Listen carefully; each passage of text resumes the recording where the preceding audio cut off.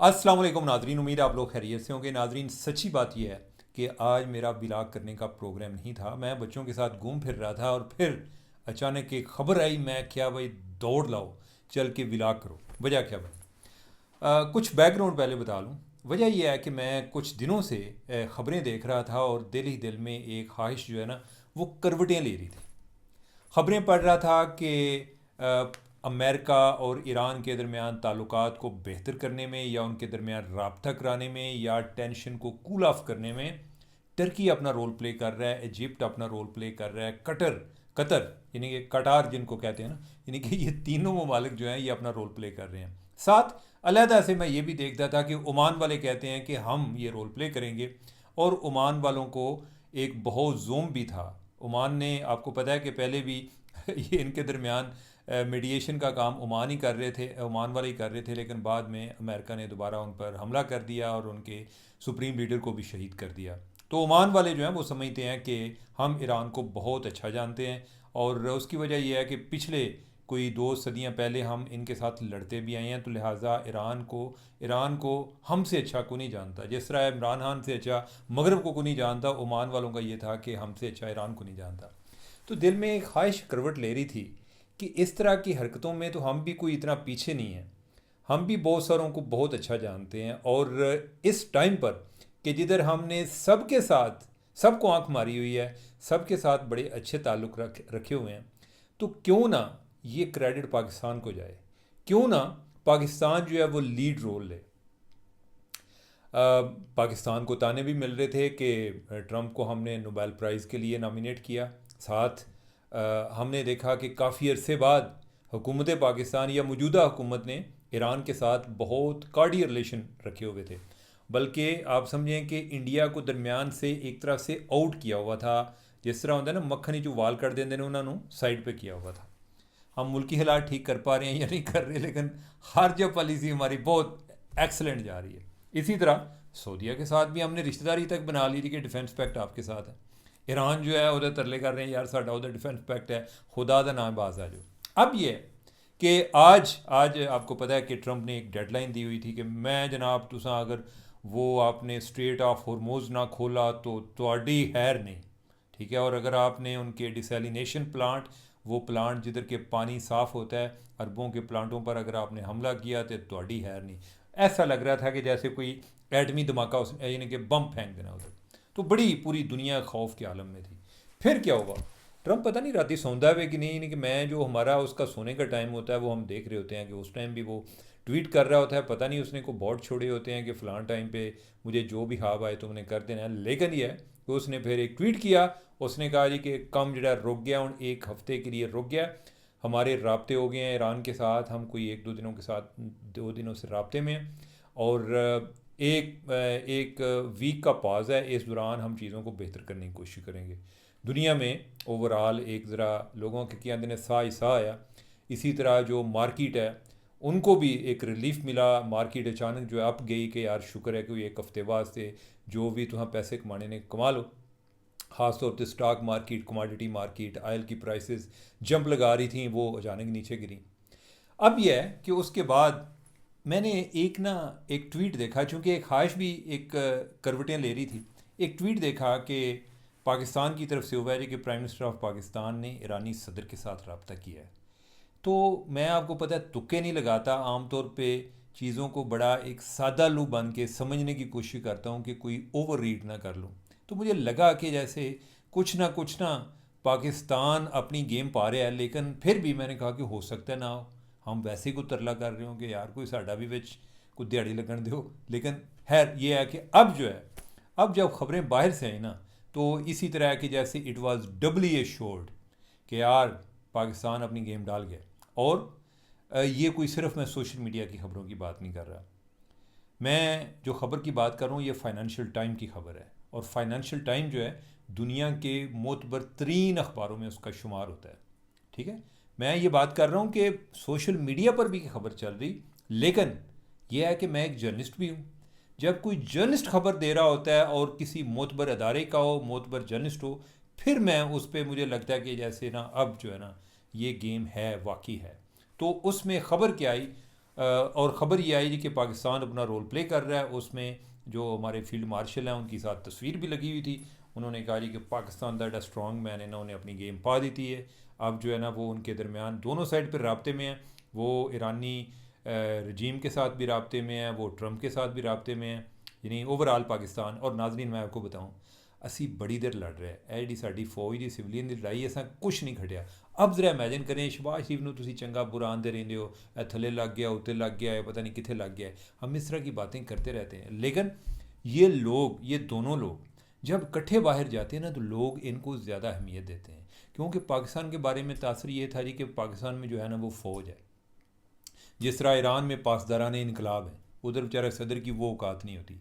लेकिन जब हमारे आर्मी चीफ और प्राइम मिनिस्टर इकट्ठे जाते हैं, लोग आते हैं कि यार हूँ ही ना देना, वो पहले वाली गल्लां नहीं रही, अब इनके दरमियान बड़ा इतकाफ़ है और बड़ा इतफाक़ है।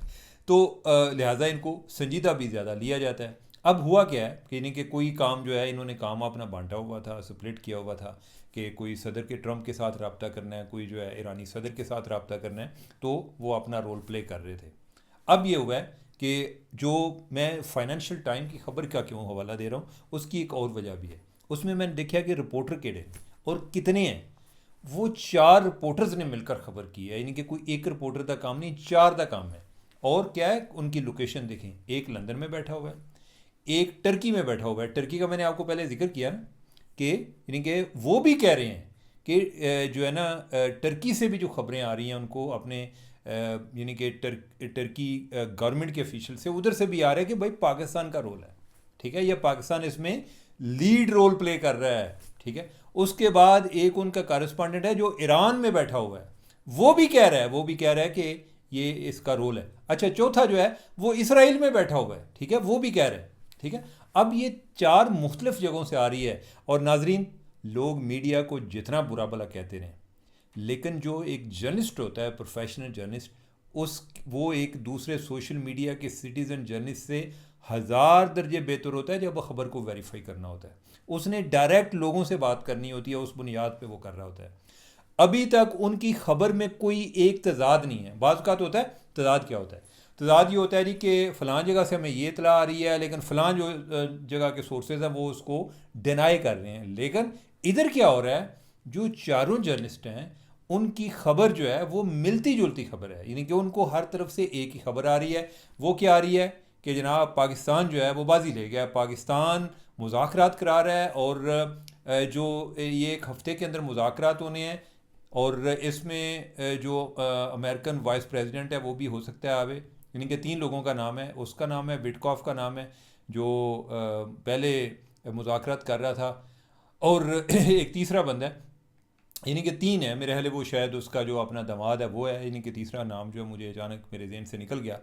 तो ये जो लोग हैं, और ईरान से कौन लोग होंगे उसका मुझे नहीं आइडिया, लेकिन ये है कि इस सारे अमल में एक तो हमारे जो इंडिया वाले हैं ये तो परेशान होंगे, इनको मनो डर रहता है कि किसी दिन मोदी को अटैक ना हो। वो दिन ब दिन ना आए दिन उसको पाकिस्तान की तरफ से सदमे पहुँचते हैं, या तो वो इन सदमों का आदी हो चुका है।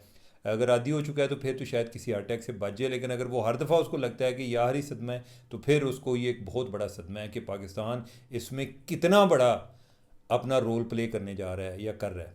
तो दूसरा, यानी कि एक तो इनको सदमा, दूसरा जो है ना इसराइलियों को सदमा है।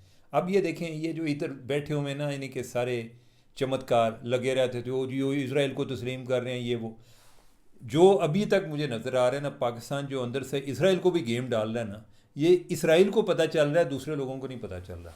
वजह क्या है? इसराइल चाहता ही नहीं है कि ये जंग बंद हो, ठीक है। इस टाइम जो बंदा फंसा हुआ है उधर, वो अमेरिका फंसा हुआ है। इसराइल के लिए जो है ना वो उतना मसला नहीं है, अमेरिका के लिए मसला है कि वो कितना फंस गया उधर। तो इसराइल चाहता है, यानी इसराइल नहीं चाहता था, यानी कि इसराइल को अभी ये भी शिकायत कर रहा है कि हमें पूछा नहीं गया, कि उन्होंने पॉज ले लिया, हमें पूछे ही नहीं है, ठीक है। तो इसका मतलब यह है कि पाकिस्तान ने अलहदा ट्रंप को गेम पाई है कि चाचा जी तुसी इधरों निकलो, आ छठो पर दफ़ा करो इनू नेतन्याहू, ठीक है। तो लिहाजा यानी कि इन्होंने उसको भी साइड पे किया है। और आज जो ट्रंप ने बात की है, ट्रंप को उसने कहा जी कि हमारे जो है ना ईरान के अंदर भी बड़े रिस्पेक्टेड लोग हैं जिनके साथ रब्ता हुआ है। अब पता नहीं वो किसकी बात कर रहा है, वो सदर की बात कर रहा है या क्या है। तो उसको वो पूछ रहे हैं, उसने कहा कि मैं ना नहीं लाऊंगा, मैं नहीं चाहता वो मारे जाए। यानी इसका मारे कौन, मारने वाला कौन होता है? मारने वाला जो है यानी कि उसका इशारा इसराइल की तरफ से है कि इसराइल मारा जा रहा है, मार देगा बंदा, यानी कि वो नहीं चाहेगा कि मुज़ाकरात हो, वो इस चीज़ को सैबोटाज करने की कोशिश करेगा, स्पाइल करने की कोशिश करेगा। तो लिहाजा पाकिस्तान, अल्लाह ताला ने इस सारे अमल में पाकिस्तान को इज़्ज़त देनी थी और पाकिस्तान ने बड़ा किरदार अदा किया। और नाजरीन, ये इस मुल्क में बड़ा पोटेंशल है, हम जो है ना अपने पोटेंशल को इंस्टीट्यूशलाइज नहीं कर पाते। आपको याद है कि 1971 में हमने क्या रोल प्ले किया था? उस टाइम भी जो है हमने दुनिया के दो बड़े जॉइंट्स की सुलह कराई थी, आपस में ताल्लुकात बनवाए थे, और एक चाइना था और दूसरा अमेरिका था उस टाइम भी।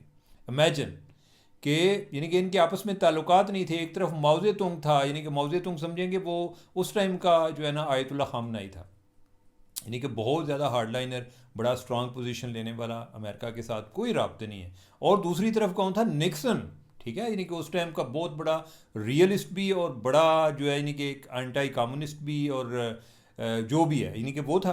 अब यह है कि पाकिस्तान जो है उसने दोनों के साथ, यानी कि हम उस टाइम सीटो सेंटो का हिस्सा थे, हमने वो अपना फोरम यूज़ किया, ठीक है, इनको उधर से लेकर आए। और चाइना जो है, चाइना को हमें दोनों की ज़रूरत थी और हमने दोनों से फ़ायदा उठाया। और क्या हुआ कि उस टाइम यानी कि पहले हेनरी किसिंजर जो है उनका जो सीक्रेट विज़िट था बीजिंग का, उस टाइम चू एन लाई जो प्राइम मिनिस्टर थे उनके साथ उसकी मुलाकात हुई। ये नाजरीन उसके बाद फिर आगे 1972 में निक्सन जो है वो गया, उसने उधर मुलाकात की। अनफॉर्चुनेटली देखें कि ये उस टाइम का एक बड़ा यानी कि एक फॉरेन पॉलिसी की डोमेन में ये एक कॉन्सिक्वेंशियल डेवलपमेंट थी, ऐसी डेवलपमेंट कि जो आगे सदियों की तश्कील करती है, वो डेवलपमेंट थी। लेकिन ये उतनी सेलिब्रेटेड नहीं है। हमारी बदनसीबी देखें कि एक तरफ हम इतना बड़ा कारनामा सर अंजाम देने जा रहे थे, दूसरी तरफ हमारा पाकिस्तान जो है वो भी उस साल टूट गया।